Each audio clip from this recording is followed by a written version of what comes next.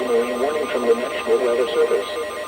The National Weather Service is responsible for the Central Marine warning for neutral waters from Calumet Harbor to Michigan City, open waters from Calumet Harbor to Michigan City out to midweek until 2:15 p.m.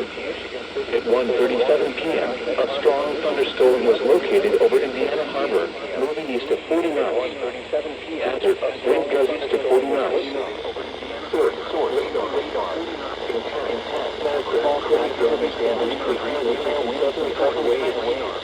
Location for Tennessee, Indiana Harbor, Michigan City, and Burning Harbor.